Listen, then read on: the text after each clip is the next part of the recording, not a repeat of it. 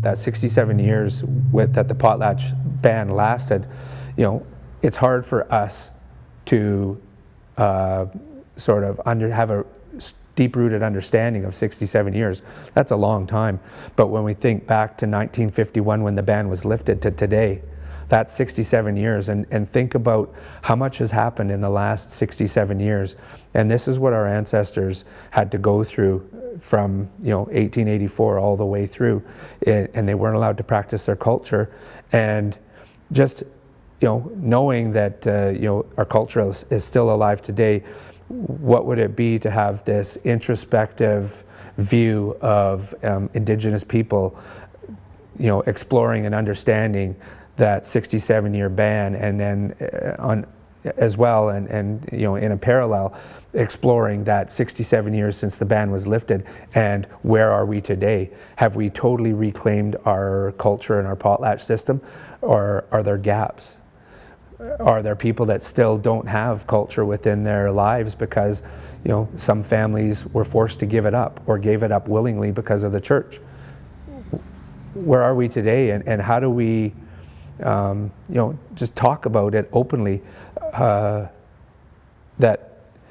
along with the Truth and Reconciliation Commission and, all the stuff that's happened over the last decade with regards to that, and the UNDRIP, the United Nations Declaration of Indigenous People, those are big things that have happened in the last decade that really catapult Indigenous rights, Aboriginal rights and title, human rights for Indigenous people within Canada and other countries around the world. So this potlatch ban had a big part in this potlatch ban had a really big part in demoralizing and really forcing Indigenous people into a colonial lifestyle which they weren't used to and they weren't ready for. Coupled with their children being taken away to residential schools, and the broken families. We have culture taken away, we have language taken away, where our children are taken away. These all are huge, momentous issues that have happened throughout the history of Canada and British Columbia that bring us to today. First Nations people have, and I've said it many, many times, First Nations and Indigenous people across Canada, we have the worst statistics of any ethnic group within Canada by far. 1 in 2 children of First Nations children is in care. Our suicide rate is ridiculously off the charts. Our incarceration rate is off the charts. What are we going to do as a society? And I'm talking about Canada and British Columbia as a colonial society, to take steps to change those statistics.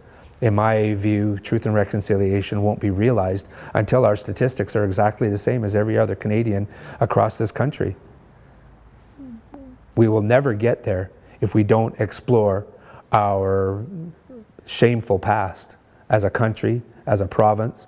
We will never get to that point of true reconciliation where an Indigenous person, man, woman, or child, can look into the eyes of a colonial person and have forgiveness in their heart and an understanding that we're still here. Because the potlatch, our culture, our language, our ceremony are so important and such a big part of who we are, that without it, we really become lost.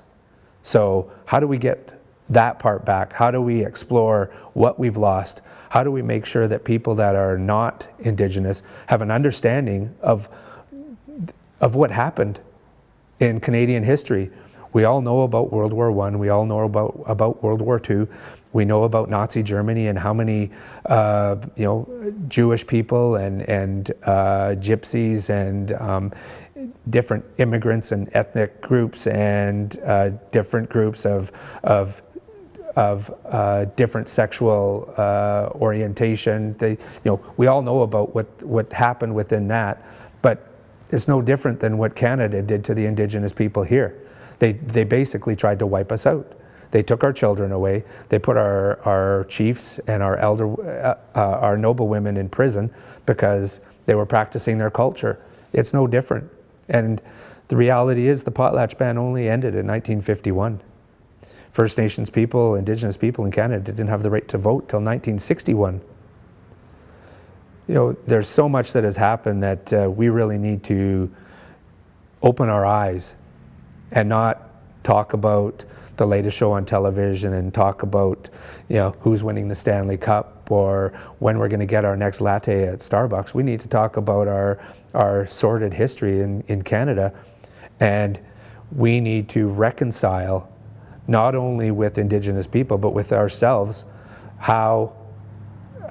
what has happened, and how do we make amends as a country to an Indigenous population that had its heart and soul torn out of it.